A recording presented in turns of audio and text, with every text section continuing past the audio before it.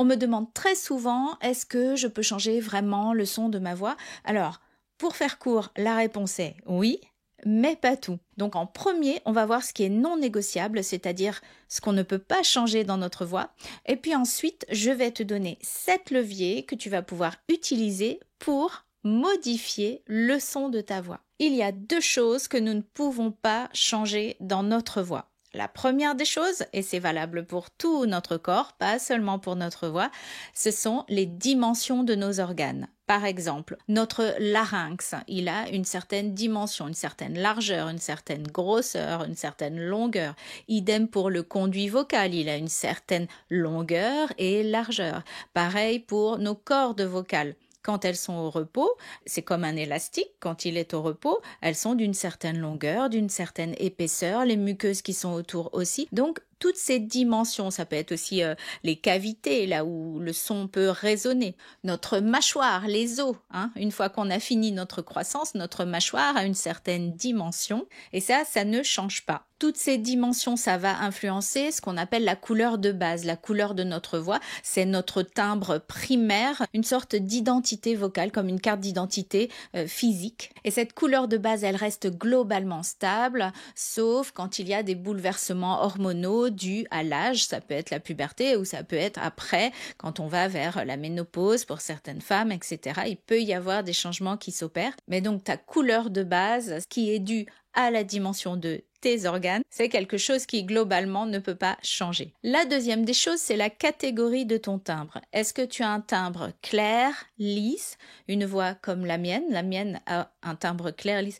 Ah.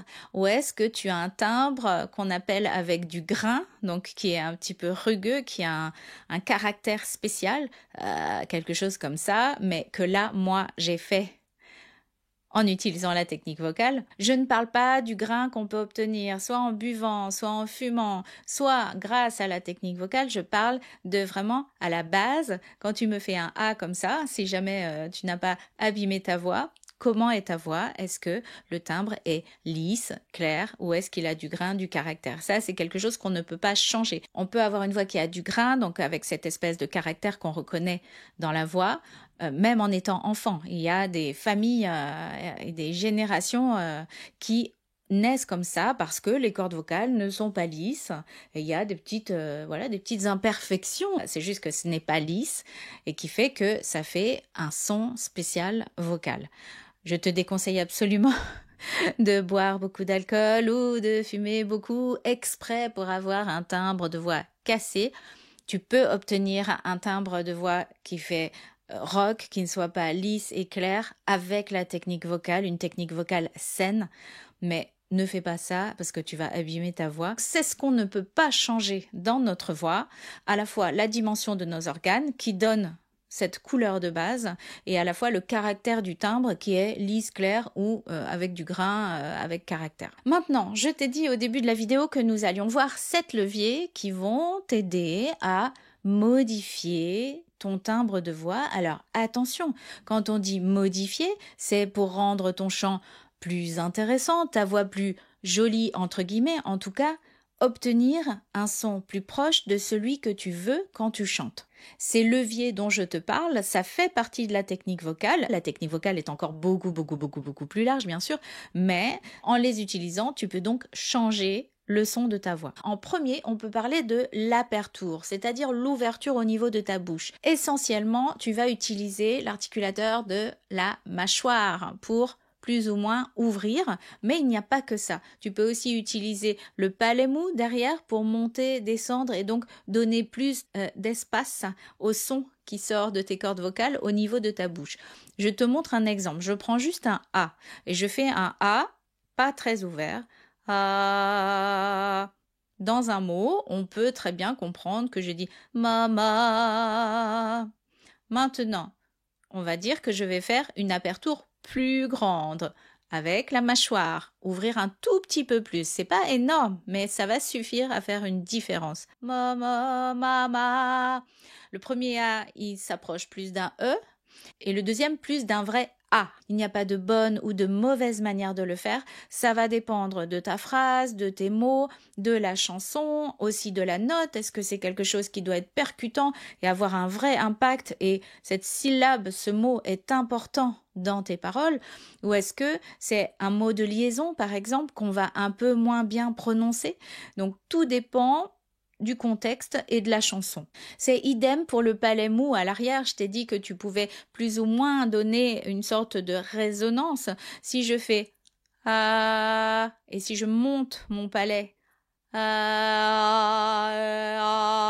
donc je fais de la place à la fois avec mon palais mou, à la fois avec la racine de la langue qui descend, donc qui fait une sorte d'espace supplémentaire à l'arrière de ma bouche, hein, dans l'arrière. Ça peut donner un son lyrique si vraiment je le fais au max, mais c'est très utile parce que tu peux utiliser cette résonance supérieure en dosant. T'es pas obligé de monter le palais à fond, mais il faut le monter un petit peu pour donner ce son de voix chantée, qui est plus un son donc de voix chantée qu'un son de voix parlée. En deuxième levier, je te propose le larynx. Alors, dans la vie de tous les jours, quand on parle, on ne pense pas à notre larynx, on se dit pas « Ah, je vais monter mon larynx » ou « Ah, je vais descendre mon larynx ». Sauf que dans le chant, on aime bien être en contrôle pour justement contrôler le son, hein, et la qualité du son qu'on va faire, aussi pour éviter de se blesser et pour réussir à faire certains gestes plus facilement. Ça peut être chanter dans les aigus, mais ça peut être aussi chanter dans les graves. Donc je vais te montrer un exemple avec un petit bout d'une chanson. It doesn't hurt me, yeah, yeah. Do you wanna feel how it feels? Est-ce que tu as entendu le dernier feels? Je l'ai assombri. Comment j'ai fait ça? En utilisant mon larynx, en l'abaissant un tout petit peu. Si je te montre la même phrase sans que j'abaisse mon larynx, do you wanna feel how it feels? Là, j'abaisse pas. Si j'abaisse, do you wanna feel how it feels? Et donc, ça, on peut le faire en étant en contrôle, parce que si on va trop loin en abaissant le larynx ou en montant le larynx, on peut arriver à une note qui est complètement fausse, hein, on dit chanter bleu, et puis aussi à avoir l'impression qu'il y a plusieurs chanteurs dans un peu de schizophrénie. Donc tous les gestes sont à doser, il faut trouver un équilibre pour que tu puisses t'en servir pour modeler ton son, mais pas qu'on croit qu'il y a plusieurs chanteurs en toi, c'est-à-dire qu'on reconnaisse et que tout soit fait avec fluidité, sauf si vraiment c'est fait exprès dans un objectif créatif, artistique. En troisième levier, je vais te proposer de jouer avec ton placement. Alors, le placement vocal, place mieux ta voix est mal placée. C'est souvent très très flou pour les élèves et donc le professeur, il est censé expliquer et démontrer aussi comment on peut faire pour changer son placement vocal. Moi, j'ai enregistré une vidéo complète sur le placement vocal. Je te mets un petit lien ici que tu pourras voir après ou maintenant si vraiment tu as envie de voir la vidéo maintenant. Donc sur le placement vocal. Pour faire très très très court, tu peux placer ta voix, c'est-à-dire amener sa résonance à différents endroits en utilisant tes organes. Tu peux la mettre au niveau oral, tu peux la mettre au niveau nasopharyngé, c'est-à-dire que le son et l'air que tu expires va aller à la fois dans la bouche, à la fois dans le nez. Tu peux aussi le rendre très très très nasal. Par exemple, si je fais un I, si je dis please, please. Ma résonance, elle est orale parce que si je mets un I au niveau nasal, please, please, tout de suite, on dirait que je parle du nez, ce qui est très bizarre. Donc les voyelles ouvertes, on peut jouer un peu plus avec cette histoire de placement et les voyelles fermées comme le I, le OU, on va plutôt les faire au niveau de la bouche. On va faire plutôt un OU et pas un OU avec le son qui est là. Mais tout ça, c'est à expérimenter selon, toujours pareil, ta chanson, ta phrase et le son que tu veux obtenir. Un quatrième levier que tu peux utiliser, c'est l'égalisation de ton son, de ton timbre. Alors, exemple, si je fais I, E, A, O, U, ok, j'ai beaucoup articulé, mais mon son n'est pas égalisé ou équalisé comme tu veux. Si je fais tu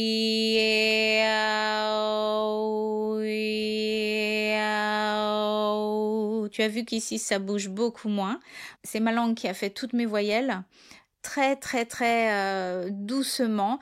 Et le résultat, c'est que les fréquences que j'émets d'une voyelle à l'autre changent beaucoup moins que si je fais des grands changements à l'intérieur de ma bouche. Quand je fais i, a, o, ou, il y a tout qui change. Les fréquences changent, la résonance change, le volume change. Donc mon son, il n'est pas du tout égalisé. Et il y a des chansons où tu vas vouloir que ton son soit égalisé. Il faut absolument apprendre à le faire. Si je prends un petit bout d'une chanson de Billie Eilish, I've been watching you for some time. On entend toutes les voyelles. J'ai pas fait I've been watching you for some time avec des mots qu'on comprendrait pas, mais c'est tout égalisé. Et il n'y a pas tout qui va tout à coup s'ouvrir ou se refermer, etc. Donc c'est ça l'égalisation du timbre, et ça, c'est un des leviers que tu peux utiliser pour gérer ta voix. Un cinquième levier que tu vas pouvoir utiliser, c'est l'intensité. Alors l'intensité, attention à ne pas confondre avec volume, même si c'est à la base du volume. Si tu veux en savoir plus là-dessus, j'ai enregistré une vidéo où je t'explique ce que tu peux utiliser pour avoir plus de volume. L'intensité, c'est la première étape.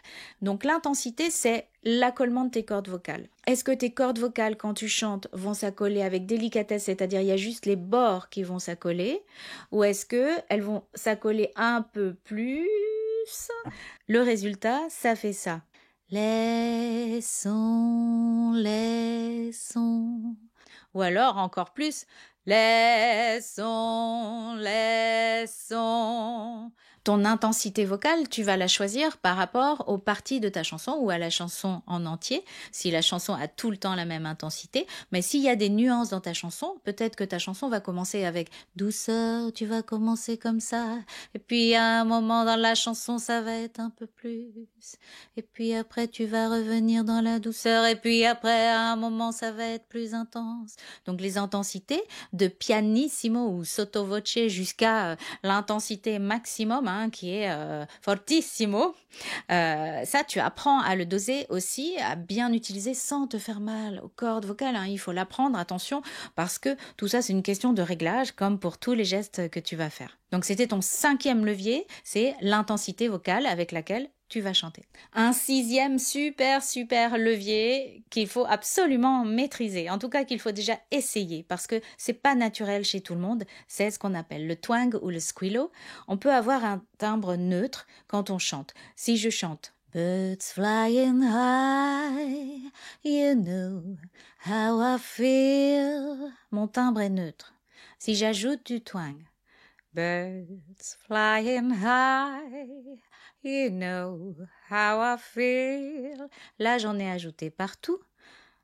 L'idée, c'est de ne pas forcément en ajouter partout. 1, d'en ajouter seulement à certains endroits. 2, de le doser. Ça pourrait faire Birds flying. Là, il n'y en a pas. High. Là, j'en ai mis. You know how I. J'en ai mis un petit peu. Feel. Là, j'en ai pas mis. Donc, c'est selon, encore une fois, le son de voix que tu veux obtenir. Le twang, ça t'aide donc à passer d'une voix neutre à une voix qui a un son beaucoup plus resserré, beaucoup plus clinquant. Et c'est la dernière étape de ton volume sonore. Donc, toujours pareil avec la vidéo que je t'ai dit d'aller voir par rapport à l'intensité vocale. Et en septième levier, je te propose d'utiliser le sourire du chanteur. Tu peux regarder des vidéos de tes artistes préférés et voir quand est-ce qu'ils l'utilisent parce que c'est très visible. Les pommettes sont un peu relevées. Au lieu de chanter comme ça, tout détendu, on relève un peu comme ça le visage. Et ça donne une brillance au son qui est très différente. Pense à quand tu appelles quelqu'un au téléphone et que la personne est triste, elle va te parler comme ça, ou alors elle va te parler comme ça, tu l'entends tout de suite. C'est notamment lié au sourire du chanteur, parce que ça change tout dans le timbre. Exemple, si je te chante « This beautiful thing that I've got » ou alors « This beautiful thing that I've got » This beautiful thing that I've got, this beautiful thing that I've got. Ça change tout. C'est très subtil, mais il y a une brillance supplémentaire que tu peux ajouter pour éviter que tout ton timbre soit comme ça, un petit peu comme couvert. Encore une fois, tu n'es pas obligé d'en mettre partout. Tout ça, ça se dose par rapport au son de voix que tu veux obtenir. Et comment réussir à utiliser tous ces leviers, toutes ces choses donc de technique vocale en utilisant toutes les choses que tu peux bouger, donc pour faire plus d'espace, pour resserrer un son, pour donner plus de brillance. Il faut que tu t'entraînes. La pratique, c'est clé. Une pratique régulière, ça veut dire presque tous les jours, si tu peux tous les jours, c'est mieux. Et enfin, je te recommande fortement de t'enregistrer, de te réécouter, de refaire, de répéter, tout ça pour réussir justement à gérer tes petits réglages, à faire un bel équilibre pour avoir le son que tu souhaites par rapport à ta chanson. Je te mets en lien les 2 vidéos dont je t'ai parlé, c'est celle sur le twang et celle sur l'intensité vocale ou le volume, et aussi un lien si tu veux me rejoindre dans School Vocalise et commencer à développer ta technique vocale.